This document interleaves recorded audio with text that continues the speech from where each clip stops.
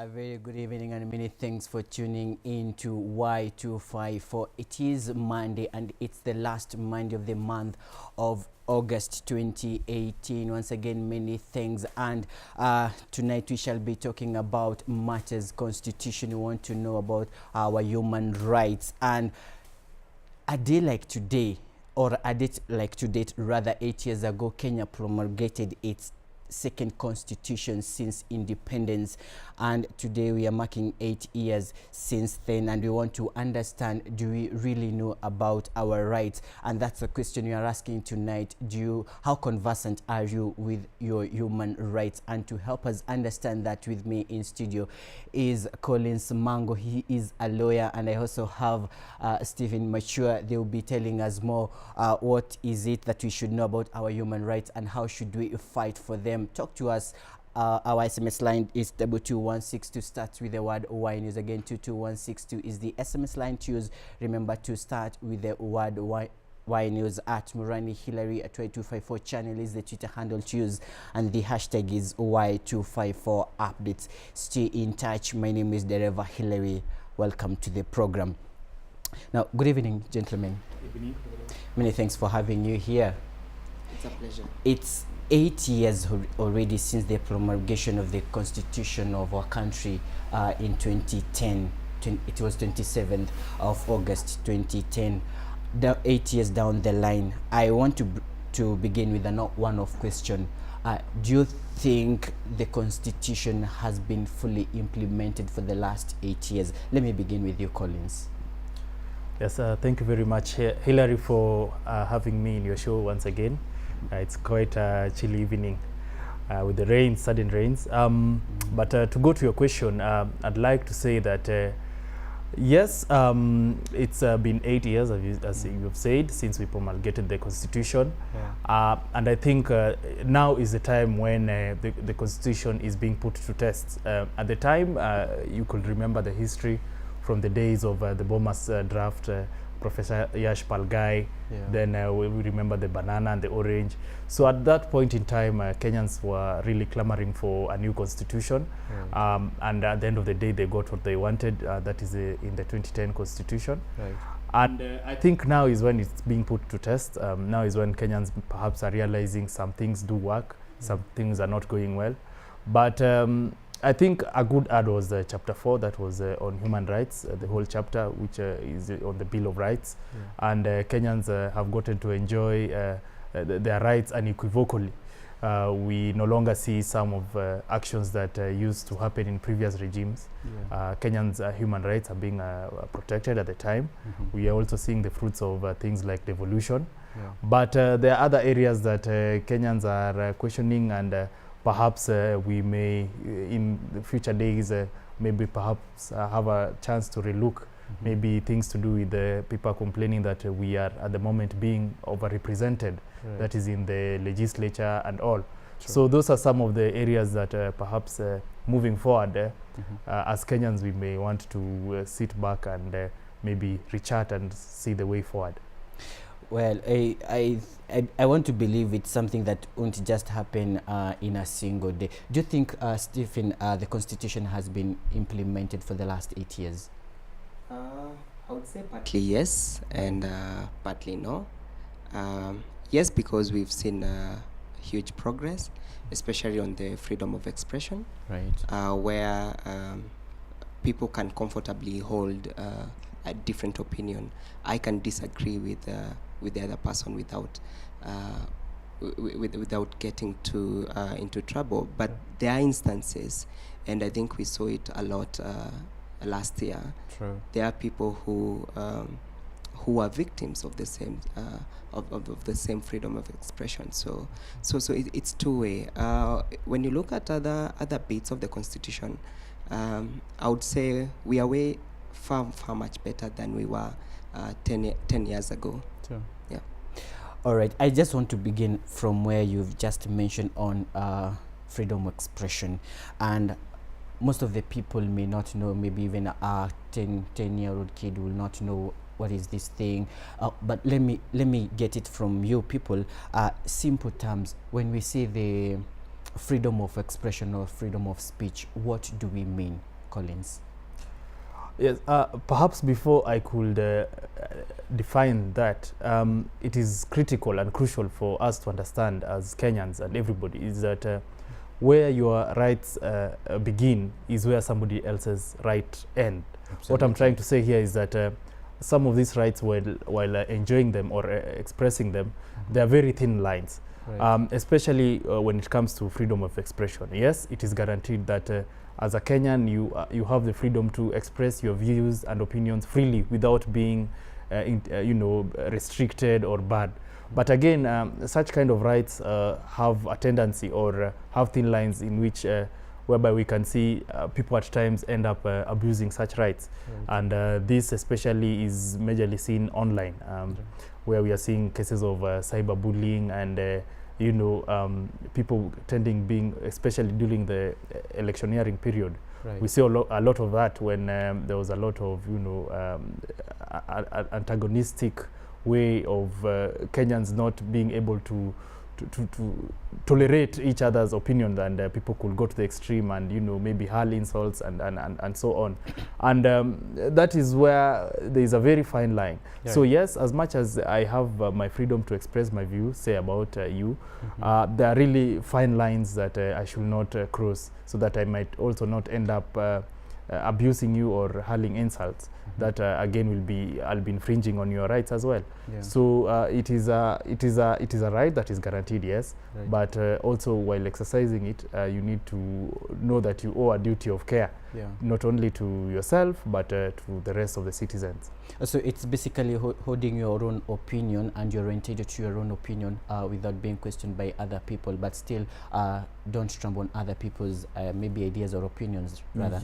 Yes. Right. How do you understand the freedom of expression from you? For me, I look at it from the thought of having an opinion about something. Right. If we take, for example, the political scene, if I'm supporting candidate A, I'm entitled to say all that I think in my own opinion. Right. All that I think, all that I deem fit to describe that particular candidate, and if it's campaigning for that particular person, yes. I have the right to say what I think. And in any case someone doesn't disagree with me, they have a chance to disagree honorably. They have a right to they have the duty to respect my opinion. And this ties so well with some of the things that are happening within the region. Right. And we saw, like recently, we had the Bobby Wine case. Actually, it was bailed out today. Right. And when you look at him and what he has gone through in the past couple of weeks, it's purely a case of violation of freedom of expression. True. Because the fact that he doesn't agree with the government of the day, or in some quarters, it doesn't render him a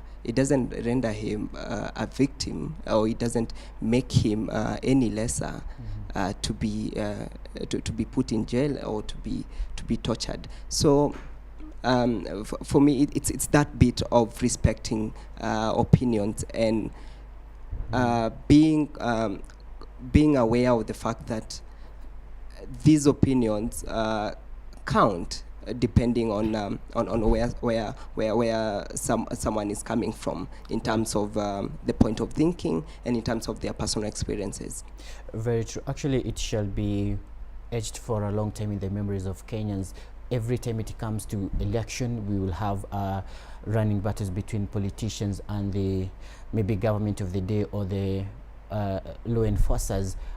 Like, if we could remember last year in 2017 during the campaigns, we saw people like Moses Kure being arrested for hate speech, and when they go to the courts, they say it's their freedom to say what they think, it's their freedom to say what they feel. And then the question is now, what is the time, place, or manner in which, or relate to controversial speakers? If I say something, at what point is it termed to be a hate speech? And maybe to begin with, what is a hate speech, Collins? Hate speech in brief, could be defined as, expressions or expressing yourself in a way that is likely to, bring about animosity or bring up tension between, say, two different ethnic communities, and that is bringing it home. So if you say certain sentiments and you seem to be targeting a certain ethnic community or a certain group, then your words could be termed to be that of hate speech. And I wouldn't want to give examples, but anyone of a sound mind can tell at times, and especially with our politicians, they tend to use, say, their vernacular so as to just talk to the specific group whenever they are trying to share such sentiments. And as you know, or we are all aware that we have the NCIC, the National Cohesion and Integration Commission, which is tasked with, among other things, check on things to do with that. And it does not only arise from politicians. Recently, we've seen also some of our musicians releasing tracks that, music tracks that tend to target a certain ethnic group or have some political messages that really do not go well with the spirit of the Constitution. And as such, really, we have not gone much. We have not made any steps because, as we can clearly see, in most of these cases end up being withdrawn or, lack of sufficient evidence, or point in case they being video evidence or, audio evidence, the lack of witnesses, because under law, such kind of evidence is termed to be secondary evidence, that is video or sound recording. And as such, it is key that there be witnesses who are at that point in time present when such statements are being made. And that is why they always make it easy to say, that the message was edited to make it incline or make it have a certain meaning. Actually, most of the time they say the journalist misquoted yes, me. They misquoted or framed it in a way that it has, and they usually, task them or dare them to play the full clip. And of course, that is not possible because at times, those are very long rallies that run for maybe 1-2 hours, and you may not have, the time to do that. But NCIC has room to improve. There's a lot more that can be done, especially in taming people. Let me not just call them politicians, but people of influence. These are business leaders, politicians, local leaders, spiritual leaders. There is a whole bunch of people who need to be looked at. But it is up for Kenyans to live in the spirit, and that is why we also thank God that we are now in the regime of the handshake, where we now tackle these things as Kenyans. We are looking at them now bare knuckle, in that we try to know where did the rain start beating us in such kind of things. So I'd just say it is a thing that the NCIC now with the handshake should take advantage and still prosecute. I don't think 2017 is far gone. They still are within their jurisdiction to prosecute and go after these leaders who, not only then, even recently during the Mao evictions, we also got to hear of sentiments. We've heard so much from them. Yes, that were of animosity, and that is how we can check. But really, it is upon us as Kenyans, as individuals, to look at each other as brothers, and perhaps, even as we are exercising our freedom of expression, really limit ourselves. And as I had begun with, just always bear in mind that where your rights begins is where somebody else's rights ends. Very true. I'll be mentioning about the handshake towards the end of the program, because some things are happening right now just because of the handshake, and we feel that maybe to some extent some people are suffering. I want to finish this with you, Stephene. When do you think as a hate speech becomes a crime, and when do you think a person, after expressing themselves, when do they go overboard with what they wanted to deliver? Okay. So there's usually a thin line between between freedom and responsibility. Right. And when someone is exercising their freedom of expression, it's necessary to be aware of the fact that there's a responsibility tied to it. But then there are instances where rebellion is usually unavoidable or inevitable. Yes. And I think we saw some of those instances last year, where when you're trying to make the government of the day understand your point of view. Right. You're pushing for some reforms in certain institutions, but then you're faced with lots of brutality, and we saw a lot of police brutality last year. Right. And the moment you get to that point, it becomes now a tug, some sort of I don't want to use the word tug of war, because you don't even have time to consent on who is going to pull where. Yeah. It becomes that's when violence erupts. Right. So I think the understanding of the freedom of expression from both the person who is supposed to exercise and the institution that is supposed to enforce is quite critical. Right. And I think it's necessary, and I would highly recommend even our current administration, that is the government of the day, to look at ways in which they can take the police force, or the police service through the Constitution, through the Universal Declaration of Human Rights. Yeah. Let them understand Article 19 of the United Nations. of the United Nations Declaration of Human Rights. Yeah. Let them understand our Bill of Rights, Right. such that even when they're stepping out and facing this person who is yearning or pushing for a space to express themselves, Right. they are in a position to understand where this person is coming from, and they understand their duty in the process. Very true. Which I feel in a lot of instances we missed it last year, and probably as a way forward and as a lesson learned, those are some of the things they might need to incorporate.